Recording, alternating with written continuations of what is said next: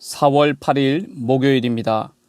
오늘 새벽 우리에게 주시는 하나님의 말씀은 사도행전 21장 37절부터 22장 11절 말씀까지입니다. 바울을 데리고 영내로 들어가려 할 그때에 바울이 천부장에게 이르되 내가 당신에게 말할 수 있느냐 이르되 네가 헬라 말을 아느냐 그러면 네가 이전에 소요를 일으켜 자객 4,000명을 거느리고 광야로 가던 애굽인이 아니냐. 바울이 이르되 나는 유대인이라 소읍이 아닌 길리기아 다소시의 시민이니 청컨대 백성에게 말하기를 허락하라 하니 천부장이 허락하거늘 바울이 층대 위에 서서 백성에게 손짓하여 매우 조용히 한 후에 히브리 말로 말하니라. 부형들아 내가 지금 여러분 앞에서 변명하는 말을 들으라. 그들이 그가 히브리 말로 말함을 듣고 더욱 조용한지라. 이어 이르되 나는 유대인으로 길리기아 다소에서 났고 이 성에서 자라 가말리엘의 문화에서 우리 조상들의 율법에 엄한 교훈을 받았고 오늘 너희 모든 사람처럼 하나님에 대하여 열심히 있는 자라. 내가 이 돌을 박해하여 사람을 죽이기까지 하고 남녀를 결박하여 옥에 넘겼노니 이에 대제사장과 모든 장로들이 내 증인이라. 또 내가 그들에게서 다메섹 형제들에게 가는 공문을 받아 가지고 거기 있는 자들도 결박하여 예루살렘으로 끌어다가 형벌받게 하려고 가더니 가는 중 다메섹에 가까이 갔을 때 오정쯤 되어 호련히 하늘로부터 큰 빛이 나를 둘러 비치매 내가 땅에 엎드려져 들으니 소리 있어 이르되 사울아 사울아 네가 왜 나를 박해하느냐 하시거늘 내가 대답하되 주님 누구시니이까 하니 이르시되 나는 네가 박해하는 나사렛 예수라 하시더라. 나와 함께 있는 사람들이 빛은 보면서도 나에게 말씀하시는 이의 소리는 듣지 못하더라. 내가 이르되 주님 무엇을 하리이까? 주께서 이르시되 일어나 다메섹으로 들어가라. 네가 해야 할 모든 것을 거기서 누가 이르리라 하시거늘. 아멘. 아시아에서 온 유대인들은 바울이 율법을 비방하고 성전을 더럽혔다는 이유로 무리를 충동하여 바울을 죽이려고 했습니다. 큰 위기에 처하게 된 바울이지만 천부장의 등장으로 목숨을 구하게 됩니다. 위기에서 구하시는 하나님의 도우심이었습니다. 오늘 본문은 바울이 천부장의 도움으로 자신을 죽이려고 혈안이 된 유대인들 앞에서 간증을 통해 예수님을 증거하는 내용입니다. 여러분, 말하기 위하여 층대 위에 서 있는 바울의 모습을 한번 상상해 보십시오. 무리가 폭행하여 성한 곳이 한 군데가 없고 얼굴에는 피가 흐르고 몸은 쇠사슬에 결박되어 있습니다. 자신을 향해 이를 갈고 있는 사람들을 향해 바울이 뭐라고 부릅니까? 1절을 보십시오. 부형들아 내가 지금 여러분 앞에 변명하는 말을 들으라. 바울은 자신을 죽이려는 사람들을 형제들이여 아버지들이여 라고 따뜻하게 부릅니다. 바울의 입장에서 얼마든지 욕을 퍼부을 수도 있고 자신이 억울하다고 호소할 수 있는 상황입니다. 그러나 바울은 그렇게 하지 않았습니다. 바울의 이 호칭 속에는 여유가 있고 무엇보다도 온유함이 비어 있었습니다. 같은 조상을 가진 형제 자매라고 하면서 흥부라는 청중들을 다독이고 있는 것입니다.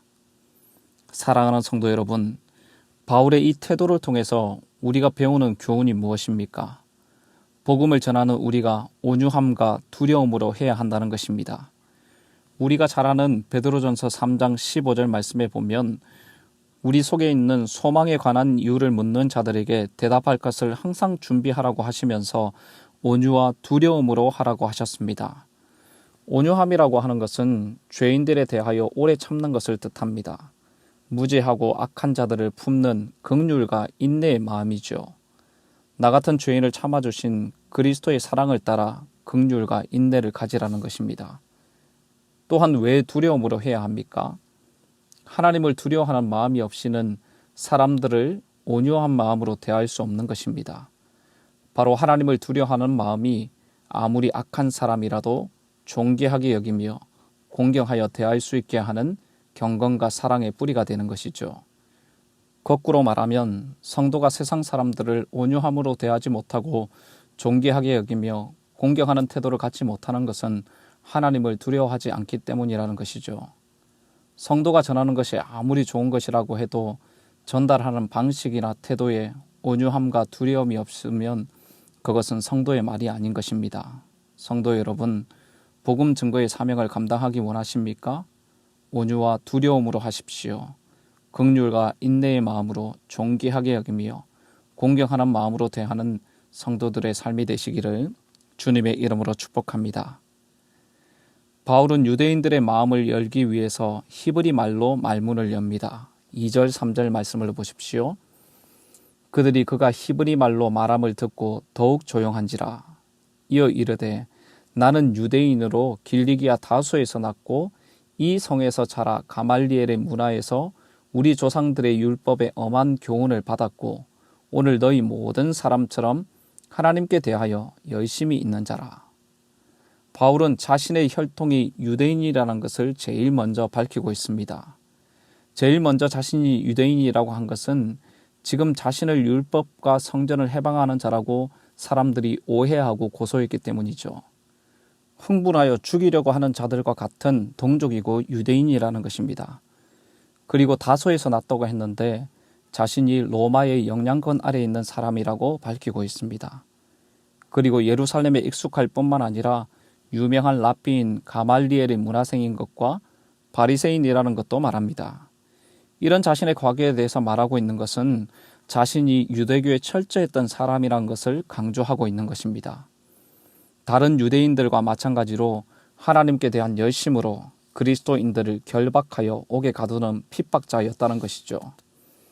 바울은 예수님을 만나기 전에는 예수님을 믿는 자들과 교회를 심히 핍박하고 잔해했습니다. 예수님을 만난 그날도 대제사장에게서 받은 공문을 들고 다메섹으로 가고 있었습니다.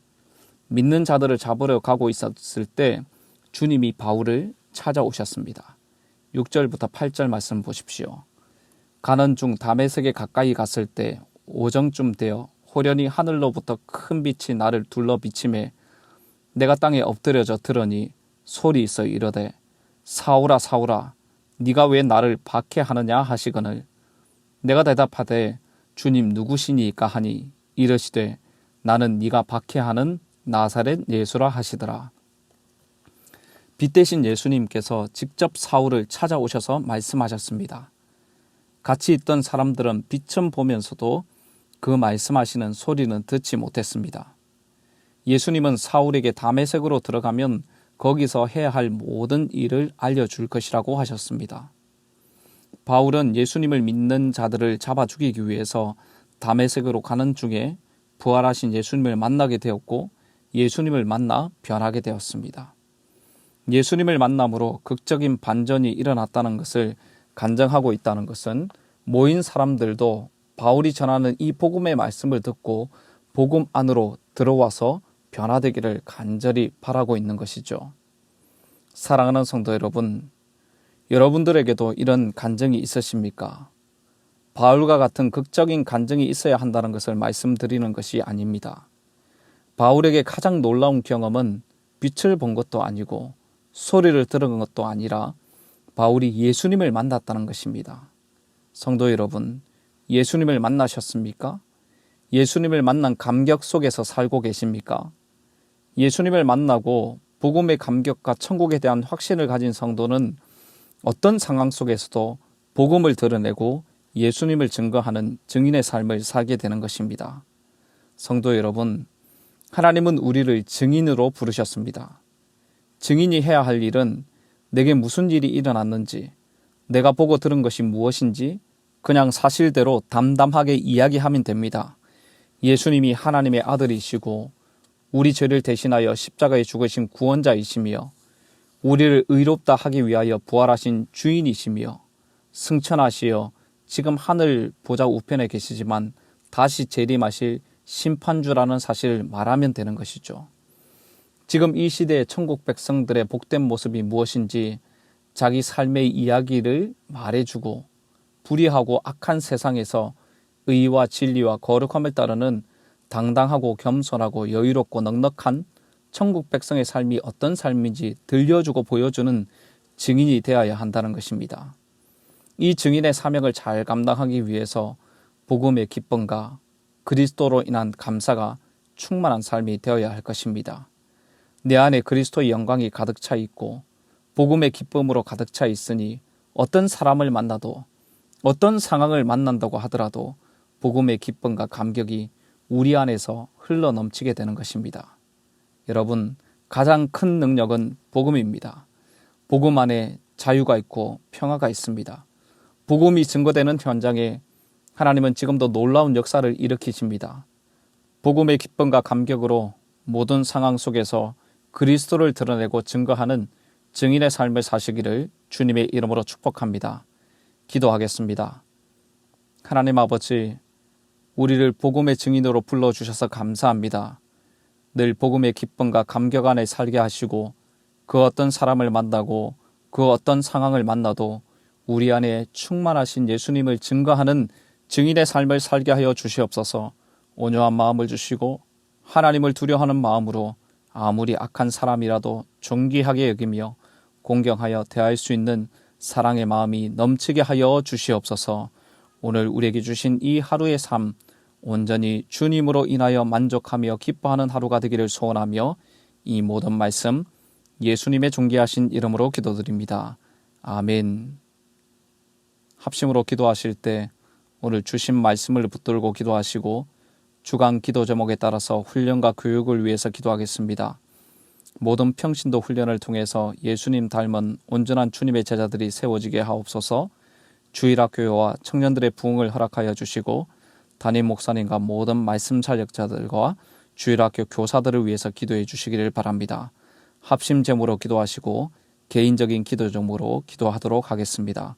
함께 기도하겠습니다.